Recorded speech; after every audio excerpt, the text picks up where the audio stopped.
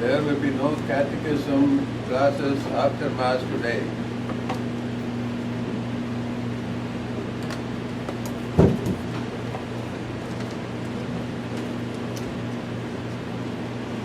The Holy Gospel according to Saint Mark.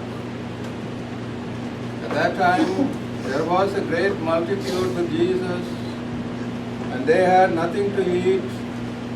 Calling his disciples together, he said to them, I have compassion on the multitude, for behold, they have now been with me 3 days, and have nothing to eat. And if I shall send them away fasting to their home, they will faint in the way, for some of them came from afar off. And his disciples answered him, From whence can anyone fill them here with bread in the wilderness? And he asked them, How many loaves have ye? Who said, 7. And he commanded the crowd to sit down on the ground. And taking the 7 loaves, giving thanks, he broke and gave to his disciples to set before them.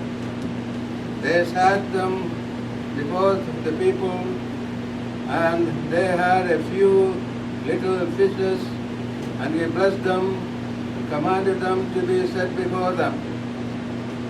And they did eat and were filled. They took up that which was left of the fragments, 7 baskets. And they that had eaten were about 4,000, and he sent them away.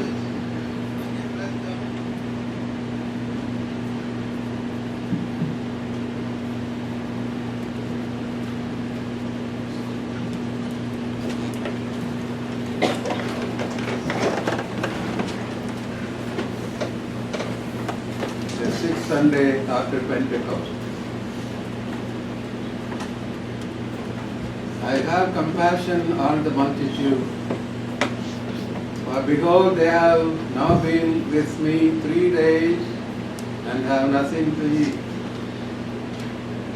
In the name of the Father, and of the Son, and of the Holy Ghost. Amen. My dear brethren in Jesus Christ,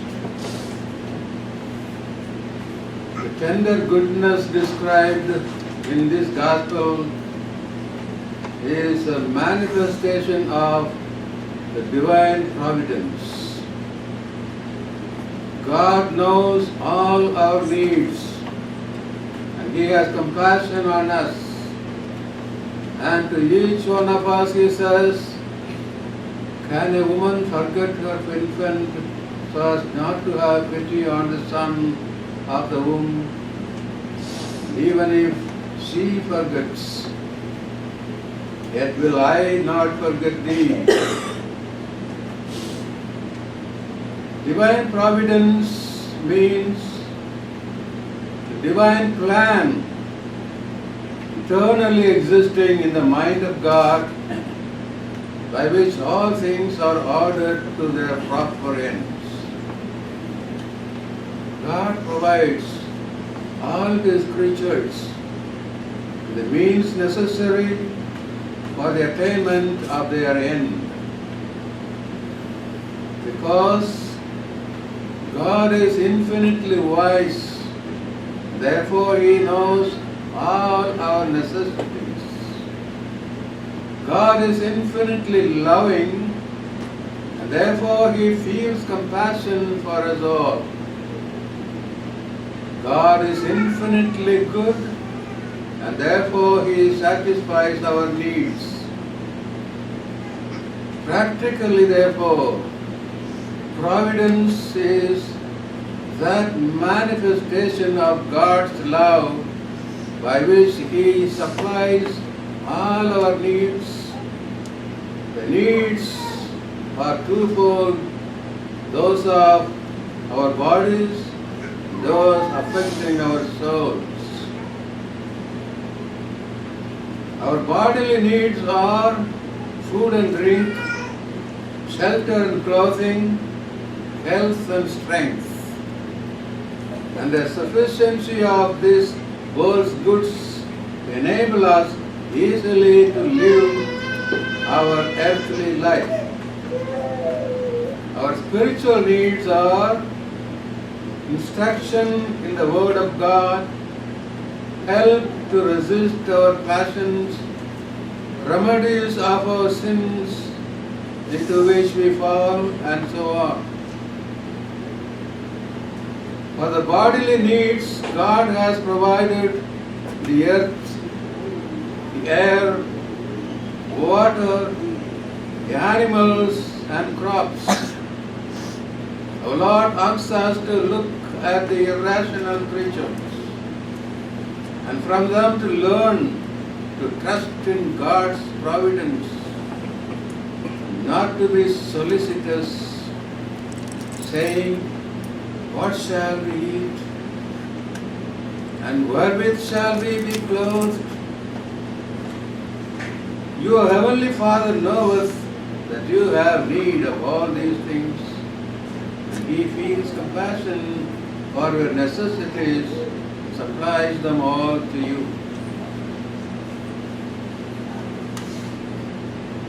There are some questions people usually ask. First question is, if divine providence is good, why do poverty, sickness, sufferings and other physical evils exist in the world? Why God allows these things? Physical evils are often the result of weakness of the creatures in body and mind. Although we often do not understand God's arrangements, we must have faith and acclaim with the Apostle St. Paul how incomprehensible are God's judgments, how unsearchable His ways. Romans 11:33. How incomprehensible are God's judgments and His ways. Physical evil is partly a punishment for actual sin. It serves to sanctify the good and help them attain their eternal salvation. Physical evil also is a means for attaining salvation. The greatest sufferers in the world have often been the greatest saints. God sends suffering to the just man in order to prove His divine love. In order to prove His divine love, God sends suffering to just men.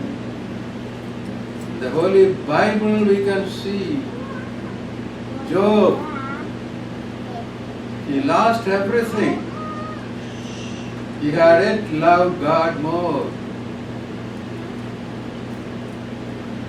As he was losing all his benefits given by God one by one, he was growing in God's love more and more.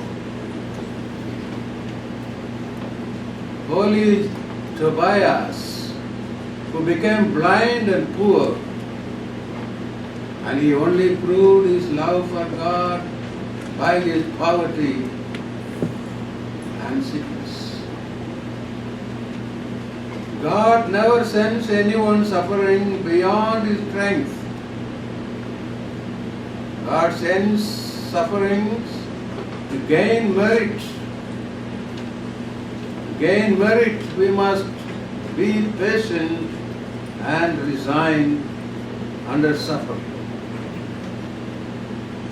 Now let us imitate our Lord at His agony in the garden,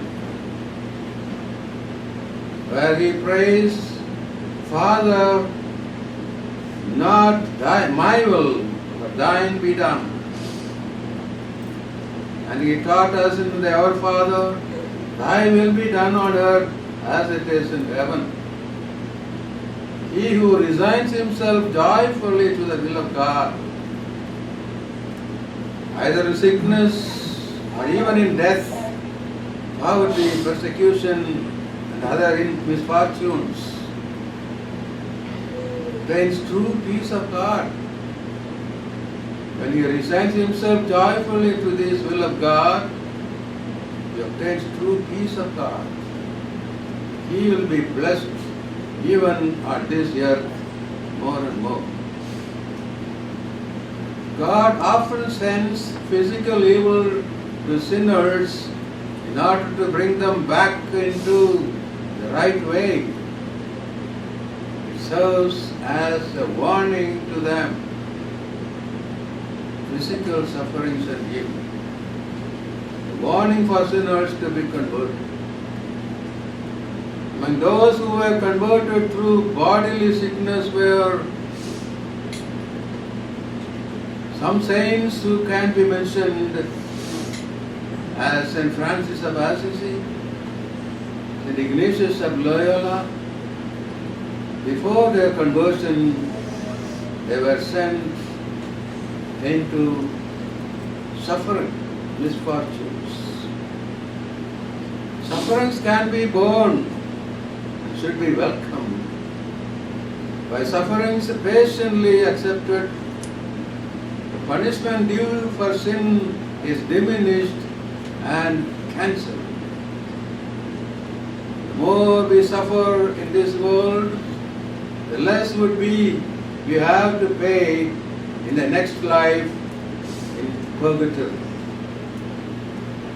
As St. Paul says, I am filled with comfort, I overflow with joy in all our troubles.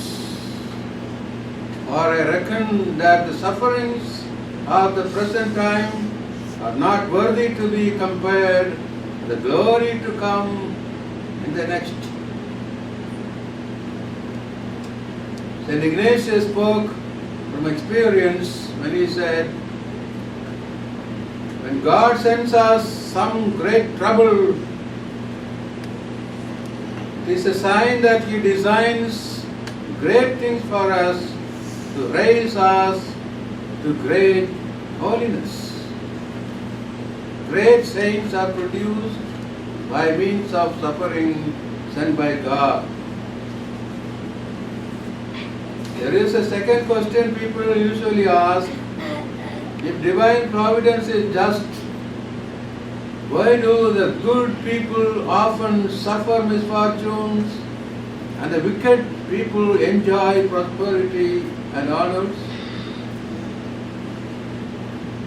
These misfortunes or satisfactions of the world are not real and lasting and cannot measure God's justice. No sinner has true happiness. His conscience will not give him inner peace. Riches, honor, and pleasures can never give peace to the spirit. On the other hand, no lover of God has true misery, for he possesses inner peace and a good conscience. Real reward and punishment begin only after death. On earth, sinners are rewarded for whatever good they do. Their good fortune lasts only for this life. The just are punished on earth for whatever sins they may have committed. Their reward is full in the other life. We must therefore resign ourselves lovingly to the will of God. Thus we shall have peace of mind even in the midst of the greatest trials. Suffering should remind us that this is not our true home, that we are citizens of heaven. The psalm, it is said, the Lord ruleth me, and I shall want nothing. In thee, O Lord, have I hoped, because thou hast saved my soul. Is God responsible for our sins? This is the third question. Is God responsible for our sins? God is not responsible for any sin. Sin is the result of man's wrong use of his free will.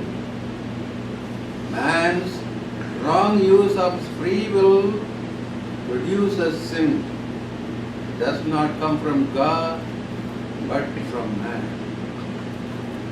God does not will or cause sin. He forbids it and will punish the sin. He permits sin for his own reasons, to sanctify the good people by trying them and giving them opportunities for more faithful obedience to God. God created man free to choose good or evil. He wishes us to choose good in order that we may merit heaven. In order to merit heaven, we must choose by our free will all that is good from God. But since we are free, we can, if we wish, choose evil. Yes, we are free to choose evil. God is not responsible for our sins. Secondly, even the evil that God permits to happen, He turns to our good.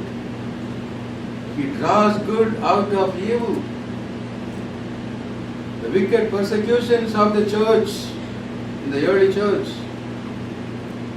make the gospel better known and loved among the just. Persecutions were the cause for the spread of the kingdom of God and the spread of the gospel. Thus the patriarch Joseph said to his brothers, "You thought evil against me. You wanted to kill me. But God turned your thoughts into good. For those who love God, all things work together unto good. For our spiritual sustenance, God has given us the sacred scriptures in which is the word of life. He has given us His church, the depository of His treasures, the adorable sacrament of Christ's body and blood. The church does all that Jesus Christ did for the people who crowded around Him to hear His word in the desert. We should thank God. We should be very grateful every day of our life for the temporal blessings God has given to us, especially the daily food. We should seek for the spiritual goods by faithful attention to our religious duties, by listening to sermons, reading pious books, by prayer, penance, frequent receptions of the sacraments, by attending catechism, camps, conferences, retreats. And if sometimes God permits evil and sufferings in this world, let us take them as a means of exercising detachment from the world and of practicing virtues of reparation for our sins. Yes, my dear brethren, many, even among those who are reputed to be good Catholics, are sometimes inclined to doubt, particularly when things go not well with them. and to say that God has abandoned them. God sends poverty.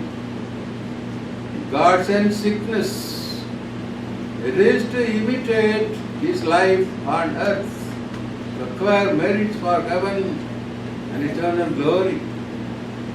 Those who are rich in earthly possessions are often in danger of losing their souls just on account of their wealth. Again, some people seem to object that the impious and wicked people sometimes live long and are very successful in their undertakings. Yes, it is true. God gives them long life either to grant them time to be converted or to reward them on earth for the good they did. But the just man receives his reward in heaven, and the more he proves his virtues in trials, the greater will be his eternal reward. Let us therefore,